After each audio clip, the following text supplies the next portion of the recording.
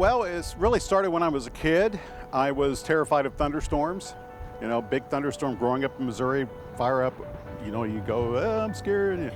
Well, then my parents said, why don't you go to the library and learn about what makes them happen? Maybe that'll make you feel better. So I did that actually, and I learned some interesting stuff, got really interested in weather.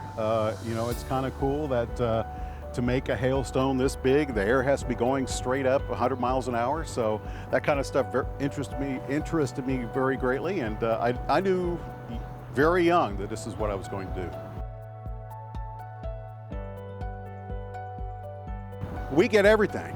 I mean, 2020 is the perfect example. We got, you know, winter, we had tropical systems, obviously lots of rain. We began 2021 with winter storms and cold, you know, 1 degree above zero doesn't happen here. So we get everything that you can possibly get when it comes to weather, and you know, including it's, you know, very rare that some place can get 6 inches of snow and still have a big hurricane move within 50 miles of you in the same year. It just doesn't happen. Usually things quiet down in the summer, but then you have to keep an eye on the Gulf of Mexico, which can change that in, you know, in a heartbeat. My first job was here. Met my wife here in 1988. We got married, so we've been married more than 30 years. All of our kids were born here. First grandchild was born here, so I think that qualifies as home. I've been in this market, Shreveport, Bossier City, in the ARKLATEX for 28 years now, almost.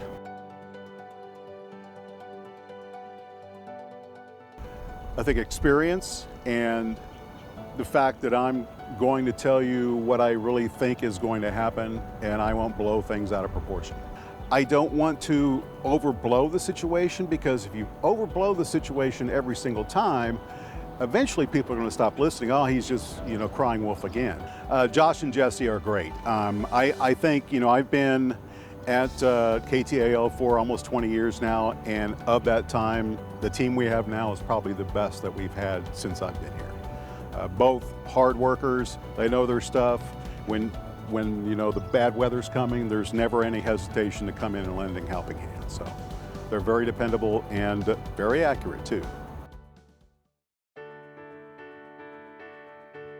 It depends. I have a rule where I don't think you know the difference if it's 75 or 72. So if I'm within 3 degrees, that's a win.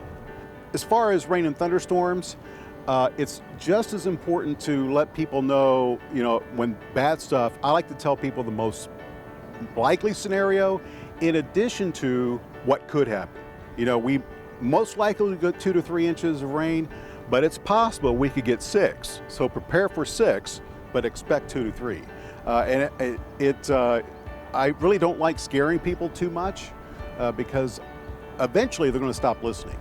I think the winter storm is a perfect example. Last year, first time in my career, I sent out an email saying on Saturday before the winter storm came, be prepared next week to stay at the station. You will not be able to get home.